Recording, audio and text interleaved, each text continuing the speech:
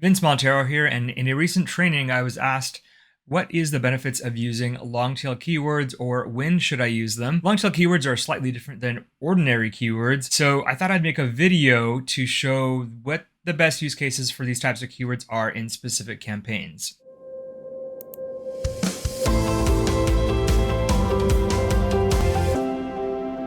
Before we dive into the benefits of long-tail keywords, it's important just to understand what they are. They're basically 3 keywords minimum, or 3 search words minimum or more, that a shopper is doing when they're searching for something on Amazon.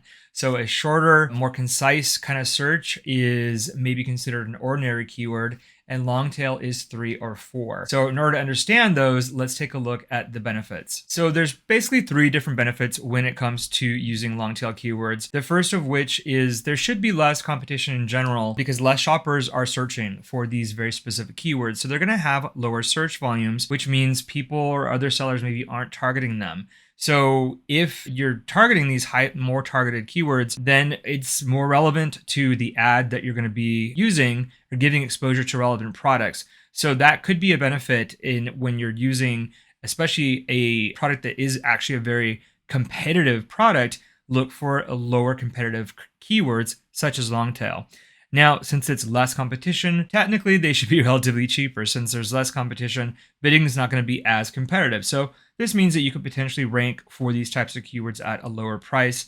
And then, of course, a lower price then affects the standard cost per click and potentially even a lower ACoS. Lastly, it's a higher shopper intent. That simply means that people aren't just browsing. If shoppers are typing in words like sunglasses or running shoes, they're probably not ready yet to buy. But if they're shoppers who are actually looking to buy a specific type of product, they're going to take their time and type longer keywords to streamline those search results. So these could be keywords like, red eyeglasses for women or best running shoes for men.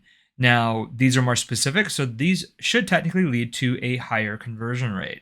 So now let's take a look at an account. In this account, because of proper naming conventions, which I've gone over before, I can just look at the term long. I can see all the keywords or campaigns that have long tail keywords in them. So basically keyword research was done and there were keywords that were selected to target, and they're kind of like ranking campaigns, which is a campaign type that I went over in a previous video. But ranking campaigns, again, are just to try to get you ranked for specific types of keywords, whereas these are just to get incremental sales. So if we look at year-to-date results up here, we can see 700 orders with a 30% ACoS, which is not bad, but also probably not good. But if we look at more recent data, we actually see much better results, 21% ACoS at 89 orders. So more orders in the more recent months than looking at the whole year to date, and then a much lower ACoS. So you can see that these are just like any other campaign type in the sense that you do need to work them down. You do need to optimize them and make sure that the keywords you've selected are actually going to be the most beneficial. But if you do it correctly, these again can lead to some, fairly good incremental sales overall. And as long as your overall ACoS for the entire account is manageable, then a subgroup of higher ACoS campaigns shouldn't really hurt you that much. Now, when looking at the actual campaigns, as you can see, there's 14 targets that were originally in here.